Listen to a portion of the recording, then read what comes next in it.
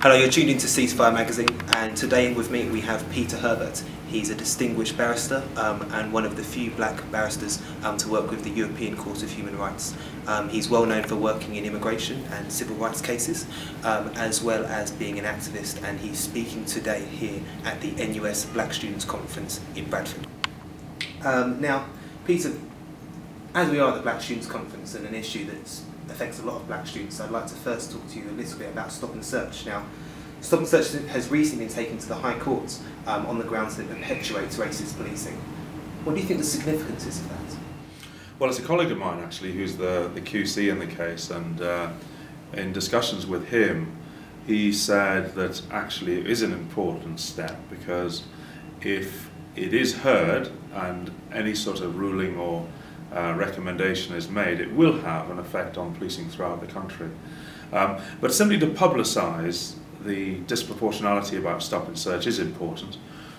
The judiciary, and especially the High Court judiciary, are not the best place in the world to deal with issues of racism apart from their own.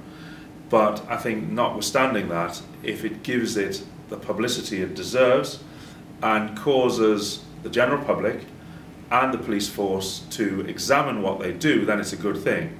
I was on the Police Authority for London for 8 years, between 2000 and 2008, and we conducted a number of studies into stop and search, the waste of police resources that it entails, the fact that in only 2% of cases does it lead to the arrest of anybody for anything, and in only 1% of cases does it lead to any convictions against anybody for anything.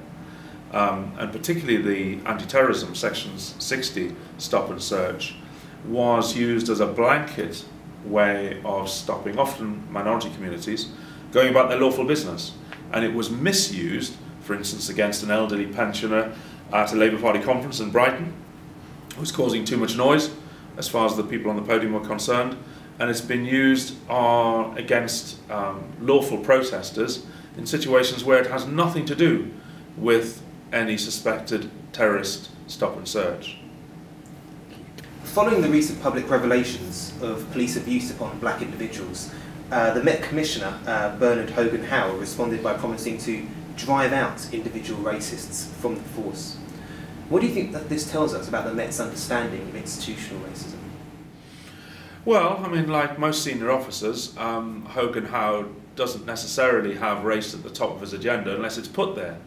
And actually, I'm quite glad when I hear individual officers being filmed for coming out with the N-word, because it means that it puts a spotlight onto what happens on the street.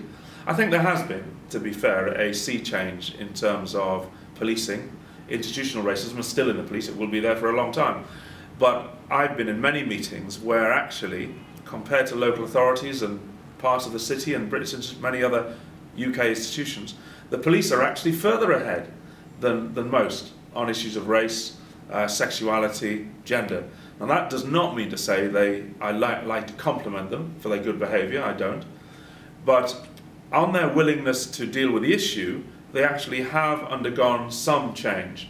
And if you hold them up and compare them to, say, a local authority or a main high street bank, they're far better in terms of their confidence in talking about the issue, firstly.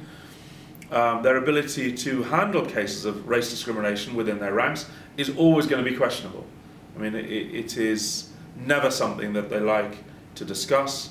I'm glad it's happened, and I think the Commissioner will be given no option but to act effectively against that officer. But his history on that has not always been so praiseworthy, and I think there's at least one example I'm aware of where there was going to be a disciplinary decision to expel an officer from the force, and he voted against it and voted against a lesser sanction in the case of racism. So I think we have to watch this space, and we're not going to judge him by what he says, but by what they actually do in practice. Black communities across the UK are organising to defend young people from the disproportionately harsh sentences being delivered following the civil unrest last August. What do you think this tells us about the way in which the state responds to widespread black and working class revolts?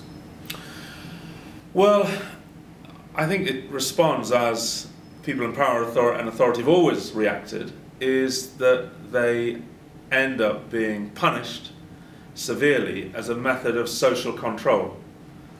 I have to say, though, that as a social revolt, it wasn't very inspiring, and it wasn't led by any real politics, by and large. I think if you're going to have a political revolt, you don't take things from the local Tesco's. You go and take them from the City of London, and you demonstrate outside police stations and town halls. You don't take TVs. That is more about poverty and greed, unhappily, than it was about anything else. I think it is a sign, though, that the establishment viewed it as something more disturbing.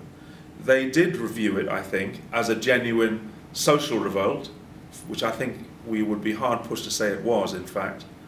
And therefore the reaction to it was overreaction, it was punitive, and I think it itself becomes a mechanism for real oppression.